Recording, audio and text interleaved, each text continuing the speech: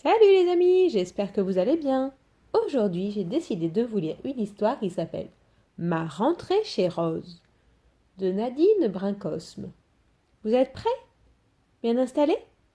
Alors c'est parti! Dans mon école, il y a 3 maîtresses. Sarah, la maîtresse des petits. Marie, la maîtresse des moyens. Et il y a Rose, la maîtresse des grands. Sarah, elle est toute douce et elle sent bon le savon. Elle sait faire avec Cécile de grands bisous papillons sur les joues.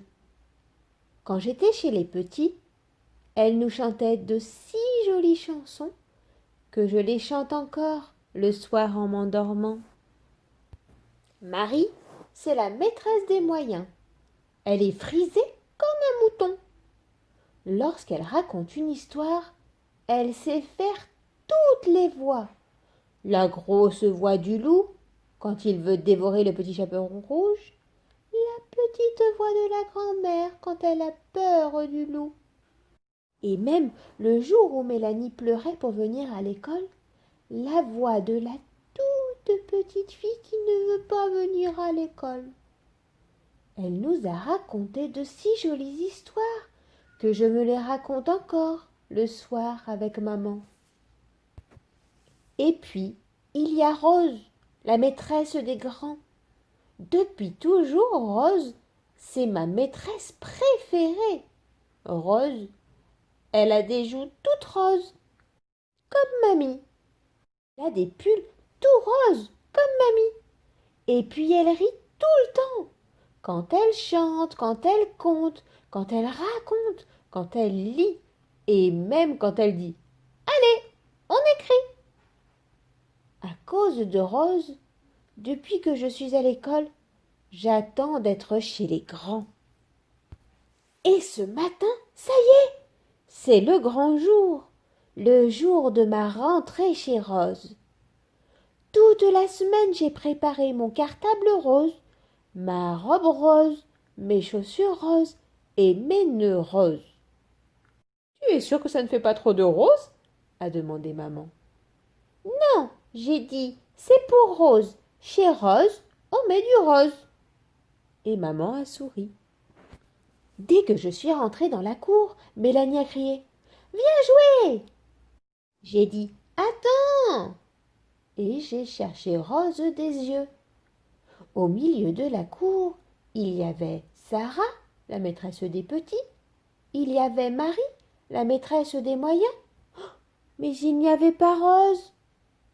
À la place, il y avait une grande dame un peu raide, tout en jaune, qui ne riait pas. J'ai senti mon cœur cogner pendant que je disais «Où est Rose?» «Rose?» a dit Mélanie. «Elle est partie?» «Rose partie?» Mon cœur a arrêté de battre et j'ai crié «Je te crois pas!» Sarah m'a regardée.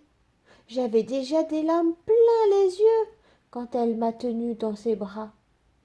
J'ai redit «Où est Rose?» et j'ai fondu en larmes. Sarah sentait bon le savon. Elle a approché son visage et elle a murmuré. Rose était vieille, j'ai dit. Comme ma mamie? Et Sarah a expliqué. Oui, comme ta mamie. Maintenant elle ne travaille plus. Elle se repose. Elle était si près que, sans faire exprès, elle m'a fait un baiser papillon. Alors j'ai demandé. Et moi? Pour toi maintenant, il y a Anna. J'ai regardé la grande dame un peu raide, tout en jaune et qui ne riait pas, et j'ai dit très très bas «Je veux pas». La grande dame m'a regardé de loin, elle a souri, elle n'a rien dit. Quand la cloche a sonné, Sarah m'a lâché. La maîtresse en jaune a dit «On y va». Ce n'était pas la voix de Rose, c'était comme maman quand elle m'appelle à table. C'était une jolie voix. Sur le banc, je me suis assise près de Mélanie. La maîtresse a écrit tous nos prénoms. Moi, je n'avais rien dit. Alors elle m'avait souri. C'était un joli sourire.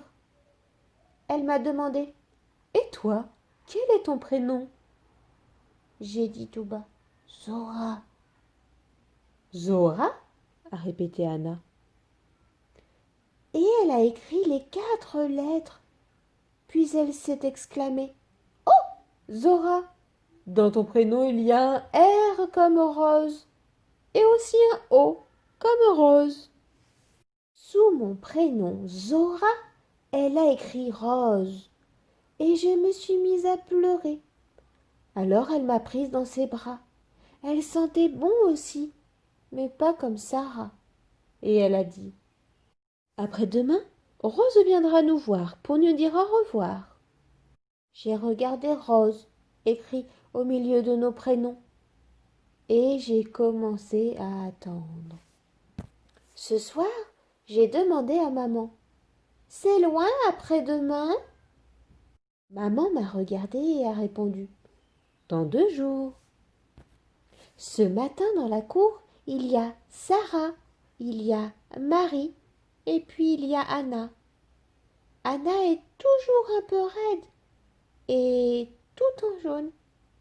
Mais ce matin, elle me sourit, et dans ses cheveux, je vois un tout petit nœud rose. Sur le banc, on doit choisir un prénom. Moi, je regarde le petit nœud rose caché dans ses cheveux et je dis: Rose. À la peinture, je trace un grand R, bien rose, sur toute ma feuille. Je souffle à Mélanie: C'est pour Rose. Oh Zora, s'écrie la maîtresse, tu as les mains toutes roses. Et pour la première fois, elle se met à rire. Elle a un rire très doux, plus doux que celui de Rose, mais avec des yeux qui brillent plus fort. Pour ôter le rose, on a mis beaucoup de savon, et puis on a frotté, frotté, frotté. Le rose, ça tient bien, dit Anna en riant de nouveau. Elle est tout près. Elle aussi, elle sent bon. Je m'approche encore. Je suis sûre qu'elle aussi, elle sait faire des baisers papillons. Ce matin dans la cour, elles sont 4. C'est la première fois. Il y a Sarah, il y a Marie, il y a Anna et il y a Rose. Rose n'est pas en rose. Anna est tout en jaune. Et c'est elle qui rit. Sur le banc, Rose nous chante une jolie chanson. Une chanson de revoir. Anna sourit. Sur le tableau, je regarde mon prénom, Zora. Dans Zora, il y a le R de Rose, mais il y a aussi le A d'Anna. Demain, je crois bien que je vais mettre ma belle robe jaune. Et voilà les amis, l'histoire est finie. J'espère qu'elle vous a plu. Allez, à la prochaine!